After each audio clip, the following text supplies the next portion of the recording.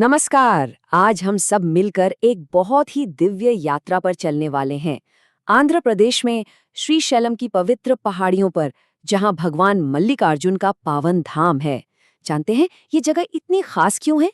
क्योंकि ये वो अद्वितीय स्थान है जहां शिव और शक्ति एक साथ विराजते हैं। तो चलिए इस अद्भुत तीर्थ की पूरी गाथा को करीब से समझते हैं।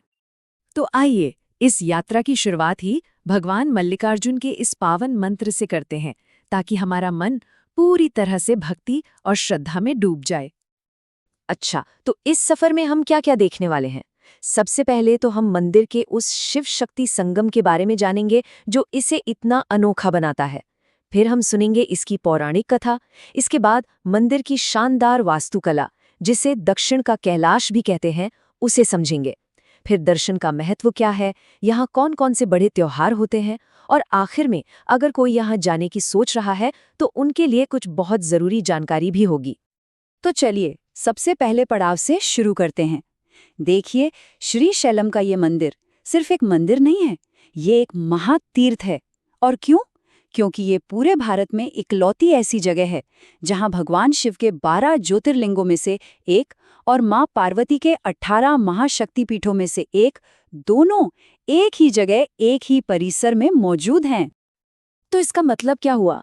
मतलब ये कि यहाँ भगवान शिव ज्योतिर्लिंग के रूप में स्वयं प्रकट हुए, और ठीक इसी जगह पर देवी सती का ऊपरी होंठ भी गिरा था, जिससे यह स्थान एक शक्तिपीठ भी बन गया। आप सोच सकते हैं, शिव और शक्ति की ब्रह्मांडीय ऊर्जा का ऐसा मिलन, इसीलिए इसे सबसे शक्तिशाली केंद्रों में से एक माना जाता है। अब आते हैं उस कहानी पर कि आखिर ये ज्योतिर्लिंग यहाँ स्थापित कैसे हुआ। और ये कहानी वाकई बहुत दिलचस्प है। ये सीधे भगवान शिव के परिवार से जुड़ी है। एक ऐसा प्रसंग जिसमें प्यार भी है, थोड़ी प्रतिस्पर्धा भी है, और माता पिता का अपने बच्चों के लिए वात्सल्य भी है। तो कहानी शुरू होती है कैलाश पर्वत से। हुआ यूं कि भगवान शिव और माता पार्वती ने अपने दोनों बेटों गणेश जी और कार्तिकेय के विवाह के लिए एक प्रतियोगिता रखी।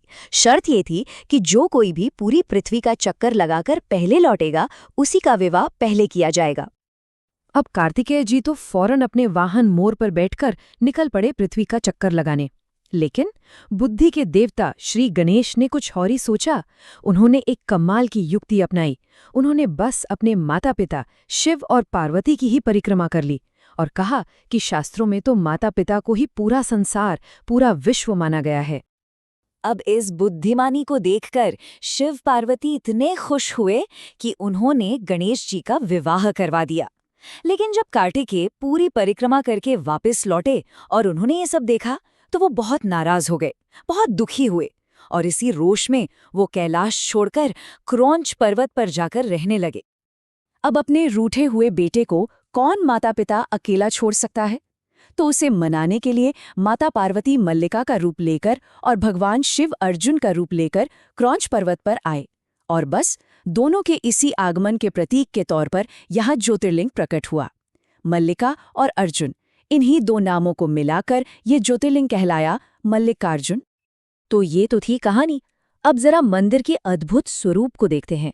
श्रीशैलम की खूबसूरत नल्लामला पहाड़ियों के बीच बना ये मंदिर अपनी दिव्यता की वजह से दक्षिण का कैलाश भी कहलाता है। सच कहूं तो इसकी बनावट और यहाँ का माहौल किसी को भी मंत्रमुग्ध कर सकता है। इस मंदिर की जब भव्य बनावट है वो द्रविड़ शैली में है। आप देखेंगे ऊंचे ऊंचे गोपुरम हैं, बड़े बड़े आंगन हैं। इस पर विजयनगर साम्राज्य की वास्तुकला की एक गहरी छाप साफ दिखती है। और सबसे सुंदर बात, ये पवित्र कृष्णा नदी के किनारे बसा है, जिसे यहाँ पाताल गंगा के नाम से जाना जाता है। ये नदी इसकी सुंदरता में 4 चांद लगा देती है। आप जानते हैं इस मंदिर का इतिहास कितना पुराना है?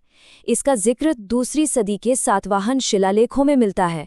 फिर शैव नयनार संतों की भक्ति रचनाओं में भी इसका महिमा मंडन है। बाद में विजयनगर साम्राज्य ने इसमें बहुत से निर्माण कार्य करवाए, और महान मराठा सम्राट छत्रपति शिवाजी महाराज ने भी यहाँ दर्शन किए और इसके संरक्षण में योगदान दिया। अच्छा, एक सवाल उठता है कि यहाँ दर्शन करने का इतना ज्यादा महत्व क्यों है? ऐसा क्या है? तो सुनिए, शास्त्रों में कहा गया है कि मल्लिकार्जुन ज्योतिर्लिंग के दर्शन करने से जो पुण्य मिलता है वो एक अश्वमेध यज्ञ करने के बराबर है। जी हाँ, अश्वमेध यज्ञ। चलिए इसके बारे में और जानते हैं। ये कोई छोटी बात नहीं है, ये बात स्वयं महाभारत में लिखी हुई है। बस यही एक बात इस जगह की महिमा बताने के लिए काफी है।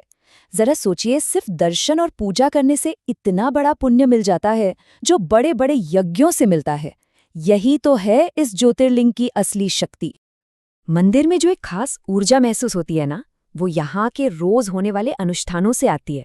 दिन की शुरुआत होती है सुप्रभातम की सुंदर प्रार्थना से, फिर दूध, शहद और जल से लिंगम का पवित्र अभिषेकम होता है।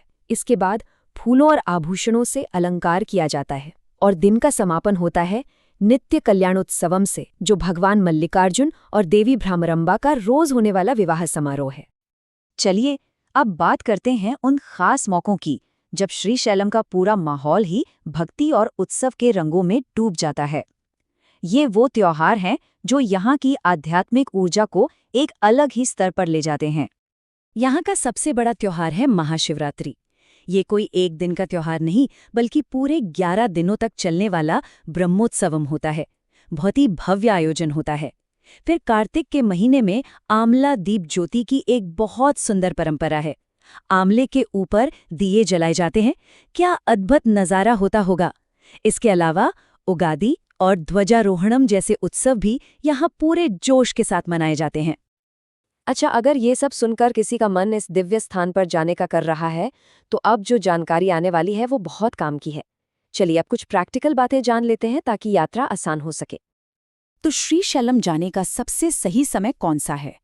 सबसे अच्छा समय है सर्दियों का, मतलब अक्टूबर से फरवरी के बीच। मौसम बहुत ही बढ़िया रहता है। मॉनसून में चारों तरफ हरियाली तो बहुत होती है, लेकिन बारिश से थोड़ी दिक्कत हो सकती है। और गर्मियाँ यहाँ काफ़ी तेज़ पड़ती हैं, तो उस समय बचना ही बेहतर है। यहाँ पहुँचने की बात करें तो सबसे नज़दीकी एयरपोर्ट हैदराबाद में है। सड़क के रास्ते भी ये अच्छी तरह जुड़ा हुआ है, लेकिन एक बात का खास ध्यान रखना है जो सबसे ज़्यादा ज़रूरी है। नल्ला मल्ला जंगल से जो रास्ता गुजरता है, उसका गेट शाम 6 बजे बंद हो जाता है, तो अपनी यात्रा का समय इसके हिसाब से ही तय करें। और रुकने के लिए देवस्थानम ट्रस्ट के गेस्ट हाउस हैं, जैसे गंगा सदन, मल्लिकार्जुन सदन, जिनकी ऑनलाइन बुकिंग भी हो जाती है। तो कुल मिलाकर श्री मल्लिकार्जुन सिर्फ एक तीर्थ नहीं है, ये शिव और शक्ति की उस एक रूप ऊर्जा का महाकेंद्र है, जहां अगर सच्ची श्रद्धा से जाया जाए तो वो एक यात्रा आपका जीवन बदल सकती है। ये वो पवित्र धरती है जहां सिर्फ दर्शन करने भर से मुक्ति और मन की इच्छाओं की पूर्ति का आशीर्वाद मिलता है। और जाते जाते एक सवाल, क्या श्रीशैलम जैसे ये पवित्र स्थान सिर्फ हमारी आस्था के केंद्र हैं, या फिर ये सच में ब्रह्मांडीय ऊर्जा के वो शक्तिशाली द्वार हैं जिनके रहस्यों को विज्ञान आज तक पूरी तरह समझ नहीं पाया है? सोचिएगा जरूर। चलिए इसी विचार के साथ इस दिव्य यात्रा को यहीं समाप्त करते हैं। हर हर महादेव।